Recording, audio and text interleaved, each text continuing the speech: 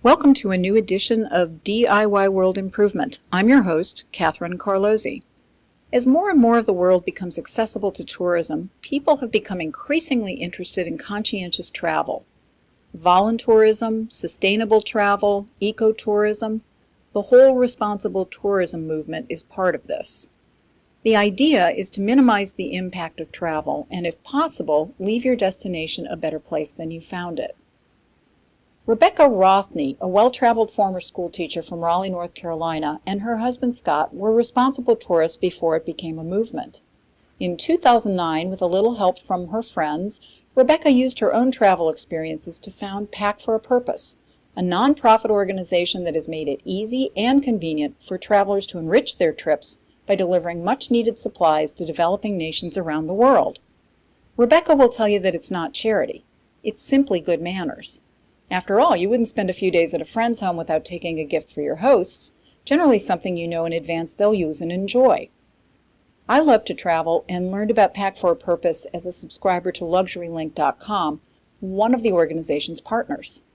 The elegance, simplicity, and sheer logic of the concept were striking, so I reached out to Rebecca promptly. Rebecca, welcome to DIY World Improvement.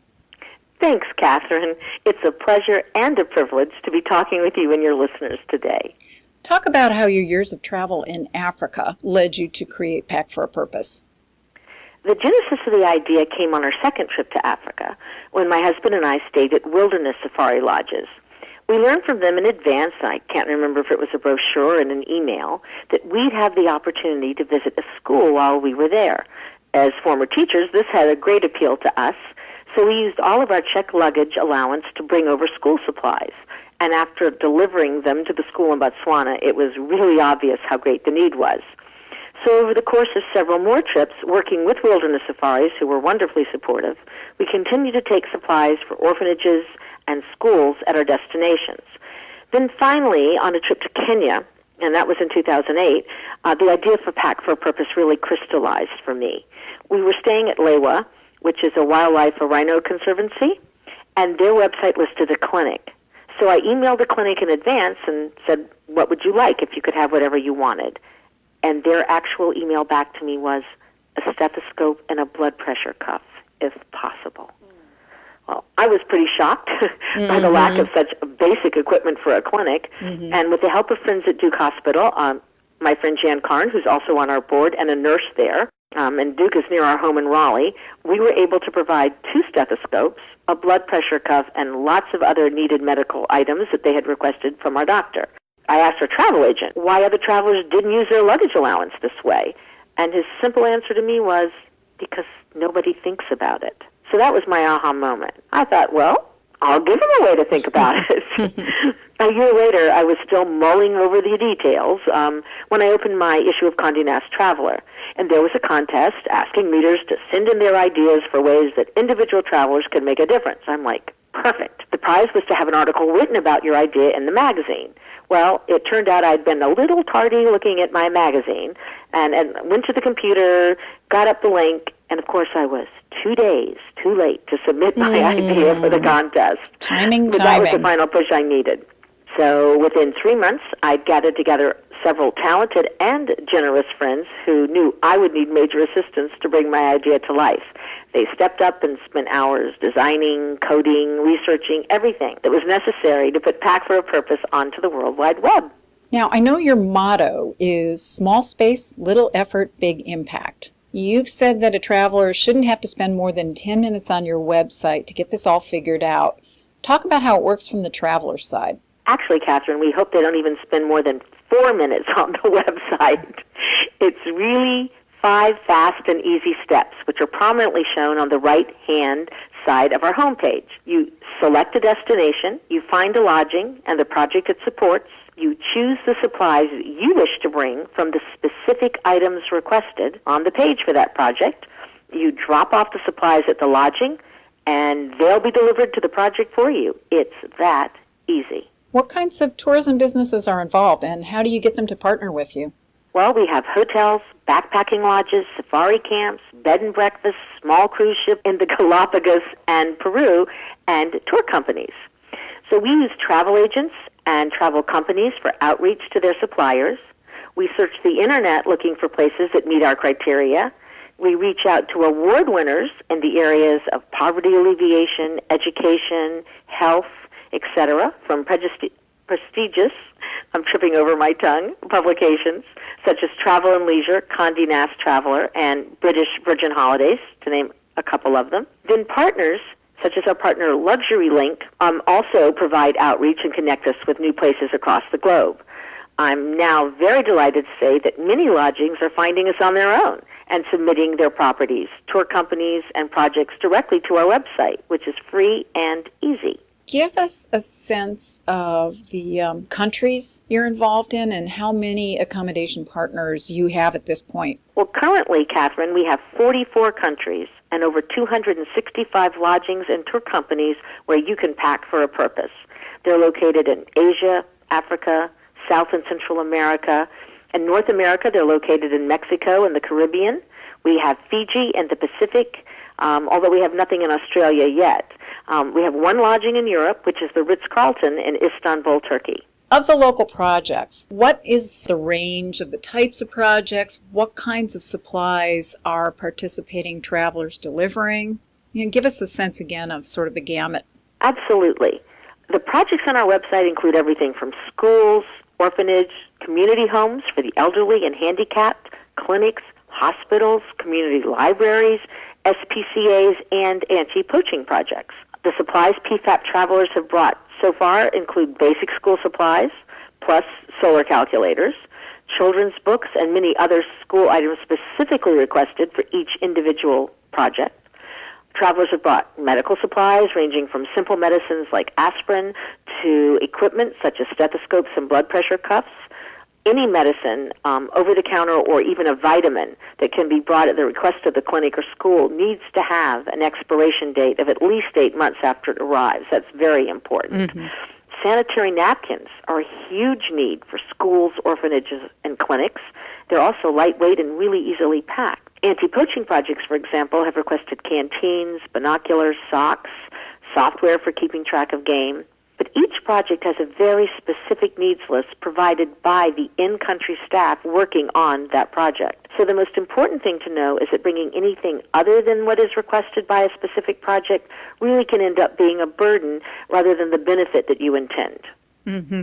I'm really glad that you mentioned the sanitary napkins because I've read a lot about how one of the things that keeps girls away from school, not just for a few days at a time, but sometimes in general, is the lack of access to feminine hygiene products, which are very expensive and scarce. And I know there are social entrepreneurs who are looking at ways to create them from local sustainable materials. So, that's a very important thing in making sure that girls are able to participate in education. Do you have to be staying at one of the partner properties in order to participate? Absolutely not. Every place on our website would be thrilled to receive the requested supplies for their projects, whether or not a person is staying with them. Any traveler may drop off supplies and just let them know that they're bringing them through Pack for a purpose. We had a group of students from the international school in Switzerland who were going to Istanbul for their year-end trip, and they collected supplies. They weren't staying at the Ritz-Carlton in Istanbul, but they arranged to drop the supplies off there, and then they went to the very rural school, which had been badly affected by several earthquakes a few years back. Mm-hmm. You talk about the ripple effect of the gifts. What do you mean by that? What I mean by that is, first, the children that receive what they need for an education will benefit by having more opportunities as they grow up to serve the community they live in, by having better jobs. The clinic that receives supplies will be able to do a better job of serving the community members and keeping them healthy, which promotes better productivity in the community as a whole. Then several places on our website have their own foundations and trusts. So when they receive requested supplies, they can redirect the funds they have to provide additional teachers or doctors, which also benefit the community. Travelers who participate and have had a positive experience, which so far has been 100%, will choose to pack for a purpose whenever possible. These same travelers, we hope, will tell their friends and inspire others to participate. Once they realize how meaningful it is to contribute, travelers who are financially able may also choose to contribute in additional ways. by providing funding for school buildings, wells, or other needs that can't be packed in their luggage. You know, you've got a 2.5-year track record at this point. What has the cumulative impact been of PAC for a Purpose? Do you have a way of quantifying what your impact has been and that of your participants? Well, I'm happy to tell you, Catherine, that PAC for a Purpose travelers have brought 5.6 tons of supplies to lodgings across the globe since January 2010. The way that we track that is every place on our website reports back to us 3 times a year, and they send us the weight of the supplies they've received, and we record them on a spreadsheet. It's more difficult to talk about the specific impact at specific locations. However, one stethoscope received at a clinic can touch 10,000 hearts. So when the Sloan Fellows from MIT brought supplies to the school supported by the hotel they were staying at, Kwamaratain in South Africa, the school resubmitted the needs list as the 155 pounds the Sloan Fellows delivered filled most of the needs they had on the original list. Cumulatively, it appears that thousands and thousands of lives have been positively impacted by the supplies brought by PAC for a Purpose travelers. Now, I know that not all of your participants have been tourists. Some of them have been wedding parties or honeymooners. Talk a little bit about that. That really gives me a lot of joy. We've been thrilled that several couples have chosen to share the joy of their love by bringing needed supplies to the communities where they're getting married or honeymooning. So far, we know this has happened in Africa, Central America, and in the Caribbean. In fact, I got in touch with Lisa Geronimo, a special ed teacher who lives in Lincroft, New Jersey. Lisa and her husband Jason held their wedding in the Dominican Republic in the Punta Cana resort area this summer, and they packed for a purpose. Lisa, congratulations to you and Jason to start out. Thank you. How did it happen that Pack for a Purpose was incorporated into your wedding plans? My bridal party decided to use Pack for a Purpose as my shower wishing well. Instead of doing a typical wishing well where we get things for the house, they knew that they wanted to do something, they wanted to do a cause. And they chose Pack for a Purpose because I'm a teacher, and they knew that I would be really interested in the cause and that it would mean a lot to me and to my guests. Most of my family are teachers, so everybody was really excited about the idea.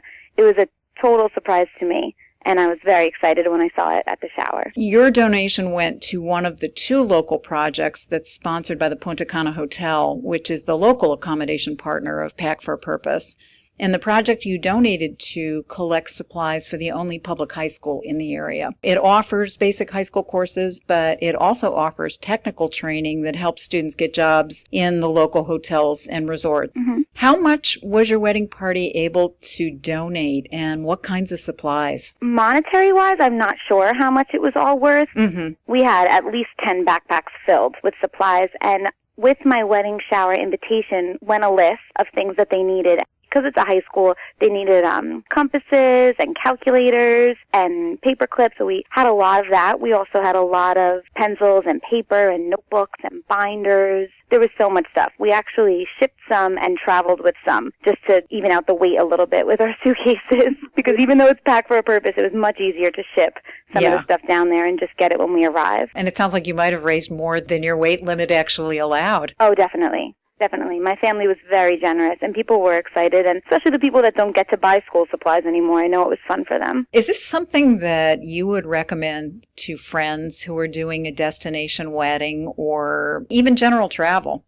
Absolutely, especially the destination wedding people, because so many of our guests that traveled down there were happy to know that the gifts that they brought to my shower went down with them. And we actually, when we went out on excursions, took some of the smaller school supplies and gave them out, because there are a lot of kids everywhere you go, walking around and on the streets, and they recommend that you bring school supplies as opposed to candy or money, because it's more of an incentive for them to stay in school and not leave, to be outside collecting money and candy. So we really enjoyed it. We were so happy that we brought the stuff with us. It was so nice to know that all that money that people spend on stuff went to such a good cause that we could see while we were there. You know, it was so meaningful. Do you think that as you and Jay travel, that this is something you would consider doing again, depending obviously on where you would be going? Absolutely. I would definitely want to stay involved and check the website and find out places I could bring school supplies. I have so much excess sometimes in my classroom that I would be happy to bring things that I bought wherever I traveled.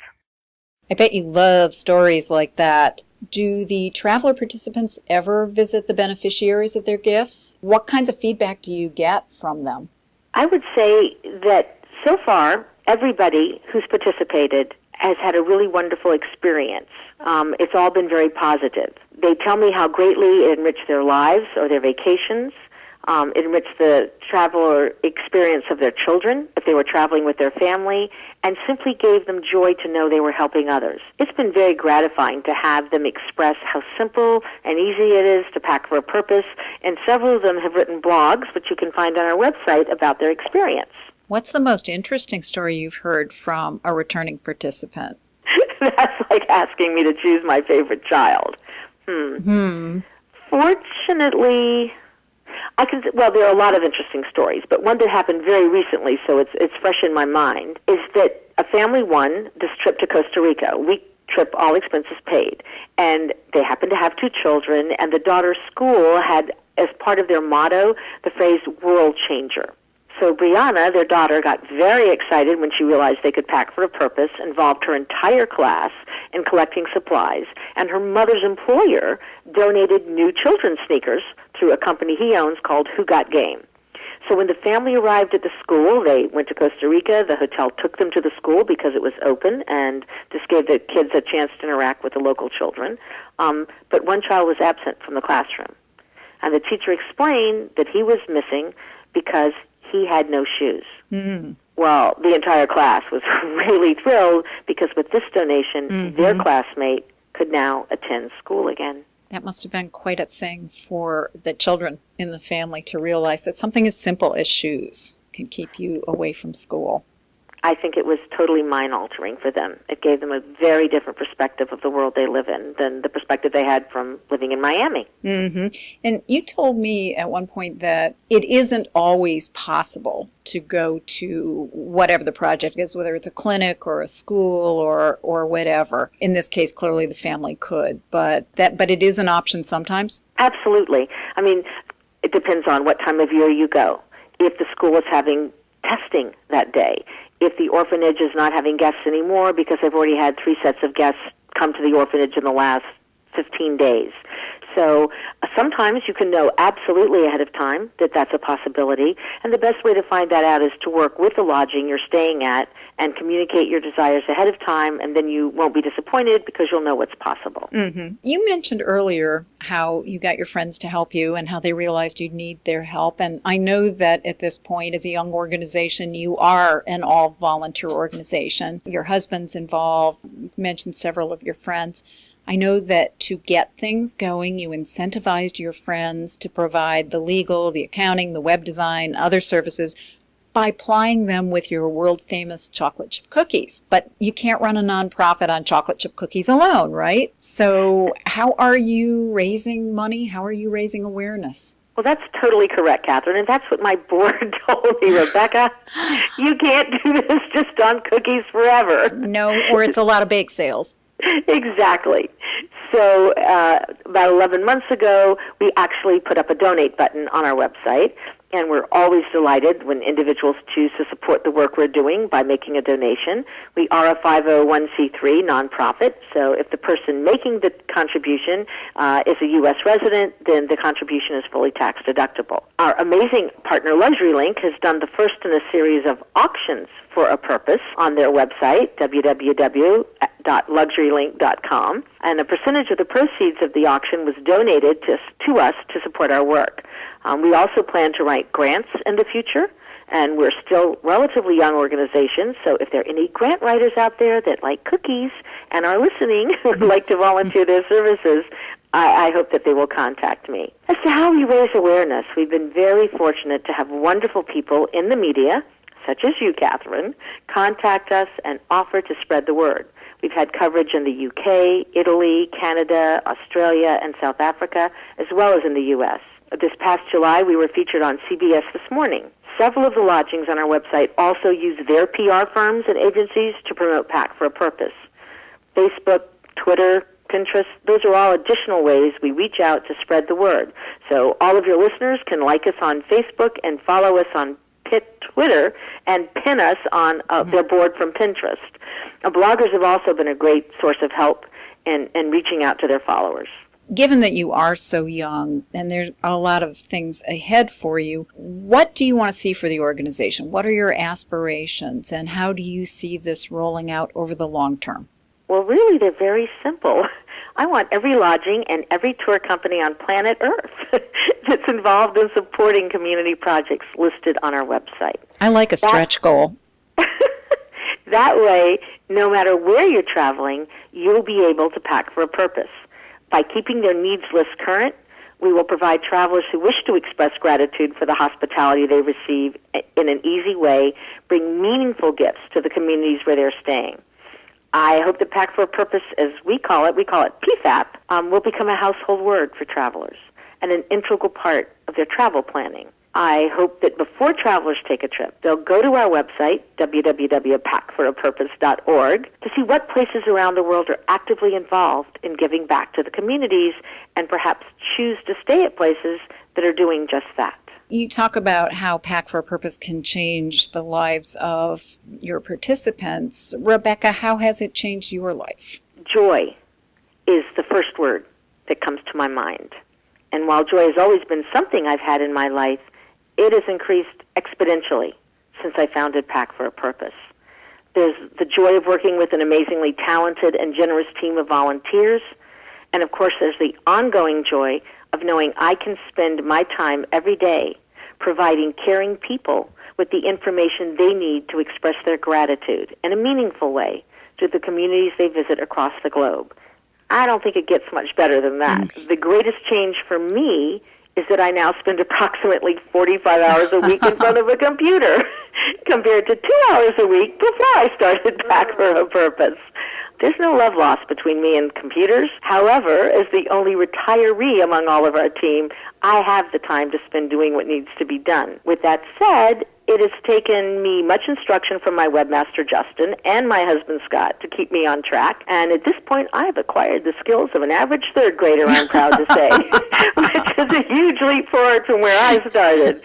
I'm sure the work could be done in 20 hours per week by somebody with even fairly competent computer skills. Well, Rebecca, thank you for being my guest, and thank you to everyone who's tuned in today. Don't forget to visit DIY World Improvement on Facebook and YouTube, and also Pack for a Purpose.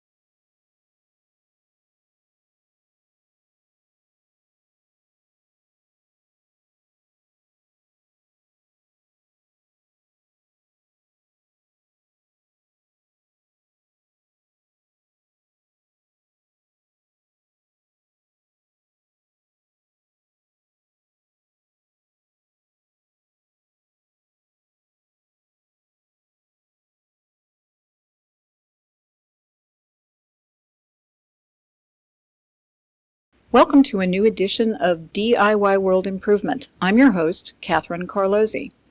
As more and more of the world becomes accessible to tourism, people have become increasingly interested in conscientious travel. Voluntourism, sustainable travel, ecotourism, the whole responsible tourism movement is part of this. The idea is to minimize the impact of travel and, if possible, leave your destination a better place than you found it. Rebecca Rothney, a well-traveled former schoolteacher from Raleigh, North Carolina, and her husband Scott were responsible tourists before it became a movement. In 2009, with a little help from her friends, Rebecca used her own travel experiences to found Pack for a Purpose, a nonprofit organization that has made it easy and convenient for travelers to enrich their trips by delivering much-needed supplies to developing nations around the world. Rebecca will tell you that it's not charity. It's simply good manner in Africa led you to create Pack for a Purpose. The genesis of the idea came on our second trip to Africa when my husband and I stayed at wilderness safari lodges. We learned from them in advance, I can't remember if it was a brochure and an email, that we'd have the opportunity to visit a school while we were there. As former teachers, this had a great appeal to us, so we used all of our checked luggage allowance to bring over school supplies. And after delivering them to the school in Botswana, it was really obvious how great the need was. So over the course of several more trips, working with wilderness. After all, you wouldn't spend a few days at a friend's home without taking a gift for your hosts, generally something you know in advance they'll use and enjoy. I love to travel and learned about PAC for a Purpose as a subscriber to LuxuryLink.com, one of the organization's partners. The elegance, simplicity, and sheer logic of the concept were striking. So I reached out to Rebecca promptly. Rebecca, welcome to DIY World Improvement. Thanks, Catherine. It's a pleasure and a privilege to be talking with you and your listeners today. Talk about how your years of travel And the safaris, who were wonderfully supportive, we continue to take supplies for orphanages and schools at our destinations. Then finally, on a trip to Kenya, and that was in 2008, the idea for PAC for a Purpose really crystallized for me. We were staying at Lewa, which is a wildlife, a rhino conservancy, and their website listed a clinic. So I emailed the clinic in advance and said, what would you like if you could have whatever you wanted? And their actual email back to me was a stethoscope and a blood pressure cuff, if possible.